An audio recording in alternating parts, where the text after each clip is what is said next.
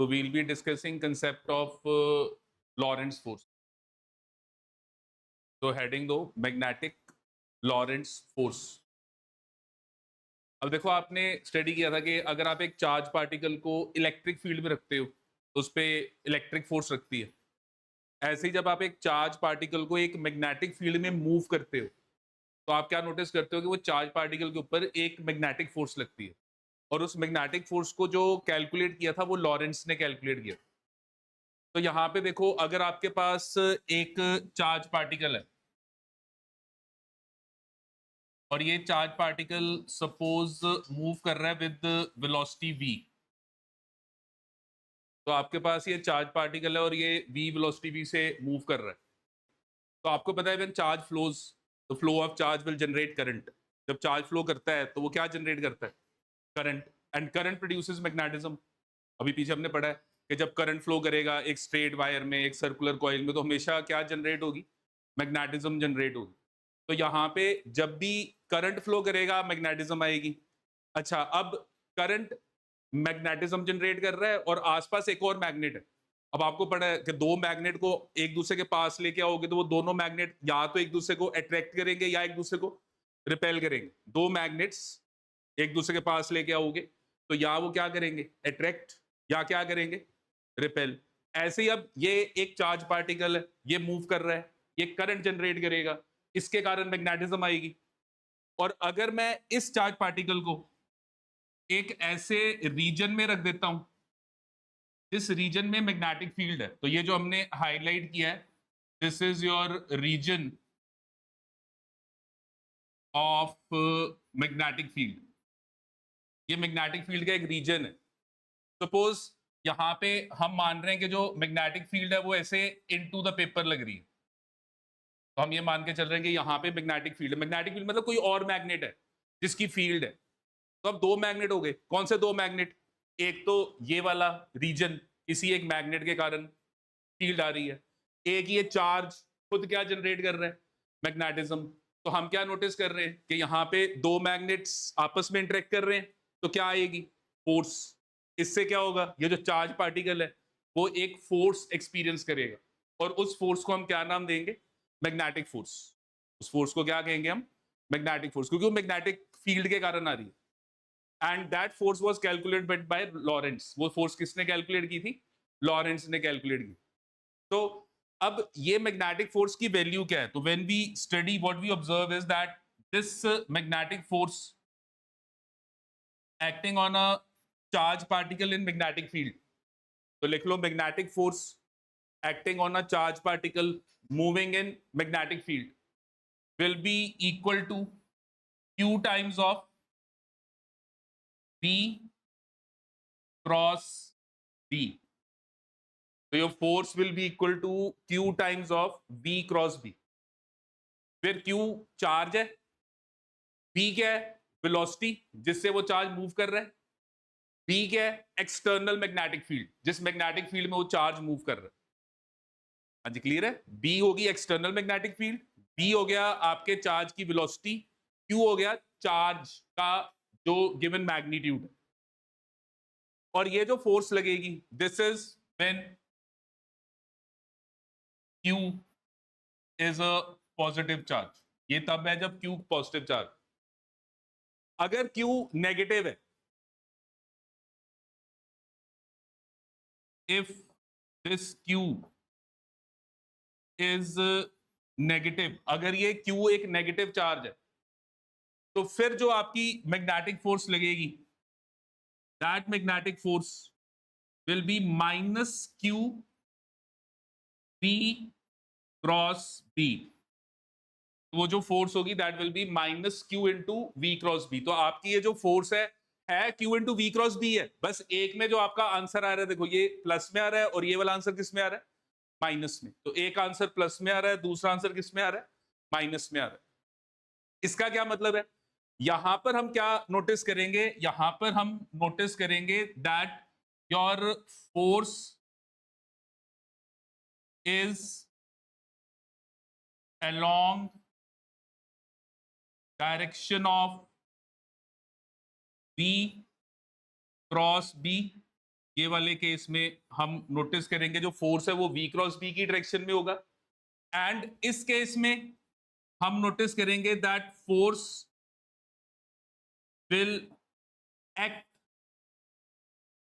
In direction opposite to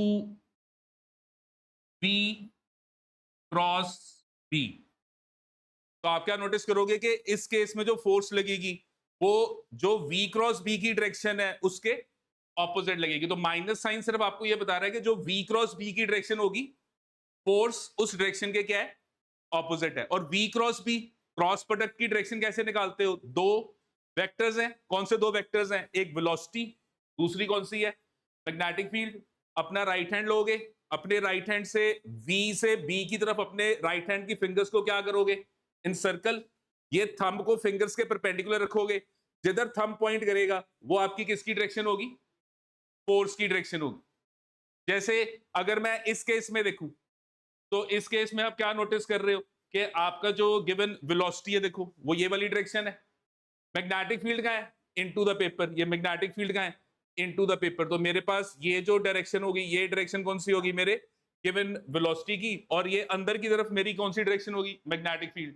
तो मैं अपना राइट हैंड लूंगा, अपने फिंगर्स को v की तरफ रखूंगा और b की तरफ घुमाऊंगा।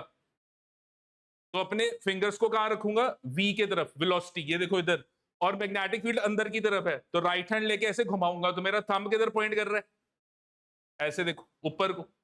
तो आपकी जो फोर्स इस पार्टिकल पे लगेगी उस फोर्स की जो डायरेक्शन बनेगी, ये मैग्नेटिक फोर्स की जो डायरेक्शन बनेगी ये बनेगी। तो ये मैग्नेटिक फोर्स की डायरेक्शन आ गई, ये मैग्नेटिक फोर्स की डायरेक्शन आ गई in the direction of v cross b। v cross b किधर लग रहा था, ऊपर। तो मैग्नेटिक फोर्स भी कहां लगेगा, अपवर्ड लगेगा।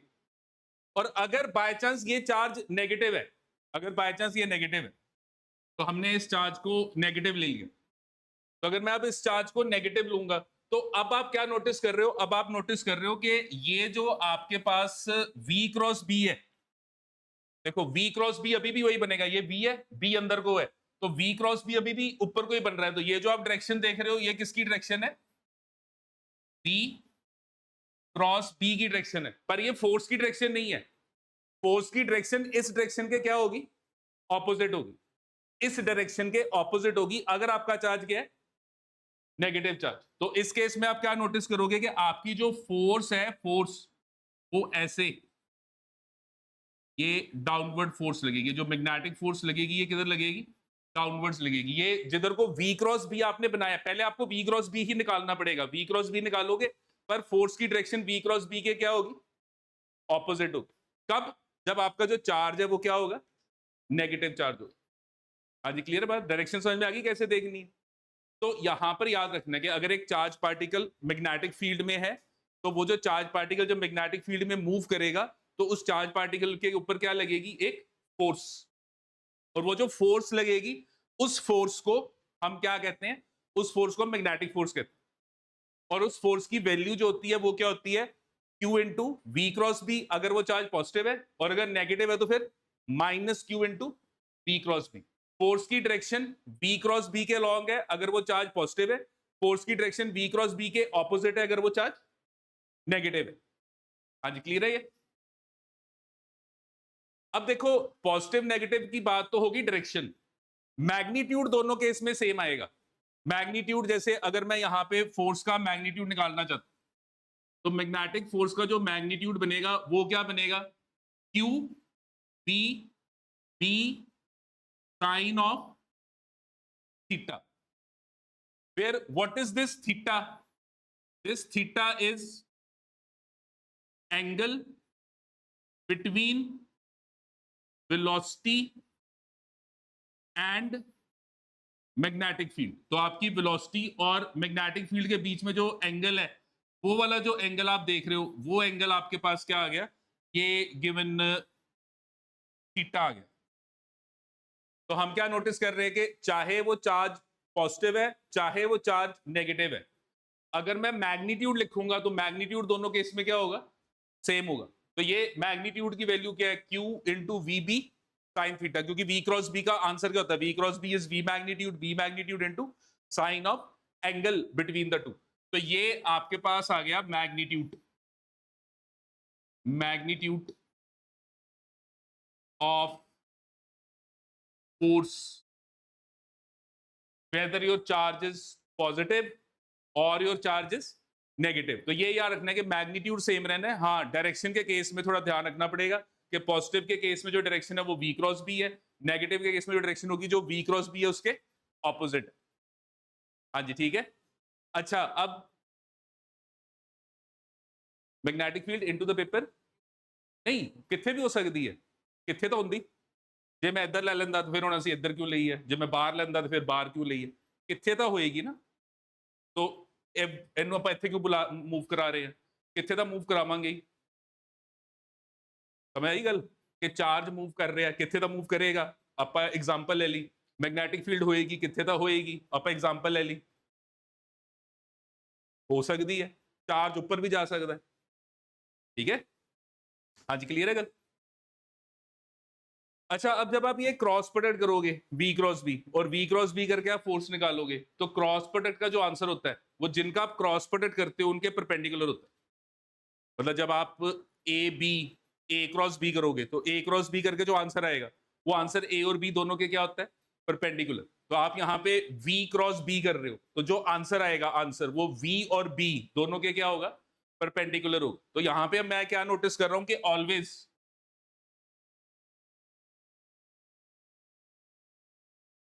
हमेशा, ये मैं हमेशा नोटिस करूंगा क्या कि आपकी जो मैग्नेटिक फोर्स है that will be always perpendicular to the velocity and it will be always perpendicular to the magnetic field. ये जो फोर्स है ये दोनों के हमेशा ही परपेंडिकुलर होगा। और क्यों हमेशा परपेंडिकुलर होगा, क्योंकि क्रॉस प्रोडक्ट का जो आंसर होता है वो जिन दो वेक्टर्स को हम मल्टीप्लाई करते हैं उनके हमेशा क्या होता है, परपेंडिकुलर होता है। तो हमारे पास ये क्रॉस प्रोडक्ट का आंसर फोर्स बी और बी दोनों के क्या है, परपेंडिकुलर। अब एक चीज नोटिस करो, आपकी ये जो मैग्नेटिक फोर्स आप देख रहे हो ये वेलोसिटी के परपेंडिकुलर है। इसका मतलब फोर्स क्या करती है, फोर्स हमेशा वेलोसिटी को बदलती है। फोर्स का काम क्या है, न्यूटन्स फर्स्ट लॉ क्या कहता है कि जब किसी बॉडी पे फोर्स लगेगी उसका मोशन चेंज करेगा। तो अगर इस चार्ज पार्टिकल के ऊपर फोर्स लगेगी तो इसका मोशन क्या करेगा, चेंज करेगा। अच्छा, अगर फोर्स वेलोसिटी के लॉन्ग लगती है तो वेलोसिटी बढ़ जाती है, अगर फोर्स वेलोसिटी के ऑपोजिट लगती है तो वेलोसिटी कम हो जाती है। और अगर फोर्स 90 डिग्री पे लगेगी, 90 डिग्री पे, तो इससे क्या होगा, ना वेलोसिटी बढ़ेगी ना कम होगी, सिर्फ क्या चेंज होगी, डायरेक्शन। और अगर हर टाइम फोर्स और वेलोसिटी में 90 डिग्री का एंगल होगा तो वो जो पार्टिकल है उसकी वेलोसिटी का मैग्नीट्यूड नहीं चेंज करेगा, हर वक्त डायरेक्शन चेंज करेगी। और वो जो मोशन होगा वो कौन सा मोशन हो जाएगा, सर्कुलर मोशन। वो जो फोर्स होगी उसको मैं एक नाम दूंगा, सेंट्रीपिटल फोर्स। क्योंकि सेंट्रीपिटल फोर्स वो फोर्स होती है जो हमेशा वेलोसिटी के परपेंडिकुलर होती है, इससे सिर्फ बॉडी की डायरेक्शन चेंज होती है। और जब यही सिर्फ फोर्स लग रही हो तो फिर पार्टिकल जो होता है उसका जो पाथ है वो कैसा पाथ हो जाता है, सर्कुलर पाथ। और क्योंकि ये वाली फोर्स हमेशा वेलोसिटी के परपेंडिकुलर लगेगी ऑलवेज, तो इस फोर्स के कारण कभी भी वेलोसिटी का मैग्नीट्यूड ना बढ़ेगा ना वेलोसिटी का मैग्नीट्यूड कम होगा। मतलब स्पीड कभी भी चेंज नहीं होगी, सिर्फ क्या चेंज होगी, डायरेक्शन।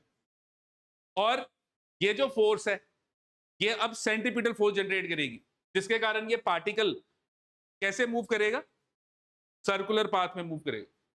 तो अब ये बहुत इंपॉर्टेंट बात है कि magnetic force will not change the speed of the body, it will only change the direction of the velocity, it will only change the direction of motion.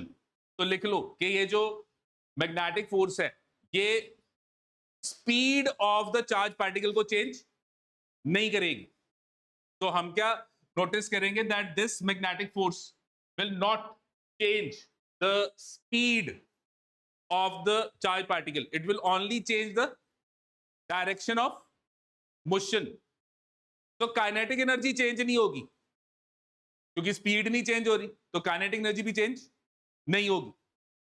हाँ, मोमेंटम चेंज होगा, क्यों, क्योंकि डायरेक्शन क्या कर रहा है, चेंज हो रहा है। तो ये फोर्स जब लगेगी तो चार्ज पार्टिकल की काइनेटिक एनर्जी सेम रहेगी पर मोमेंटम चेंज करेगा क्योंकि डायरेक्शन बदल रही है। मोमेंटम वेक्टर क्वांटिटी है एंड काइनेटिक एनर्जी क्या है, स्केलर क्वांटिटी। तो कुछ ऐसे फैक्ट्स याद रखने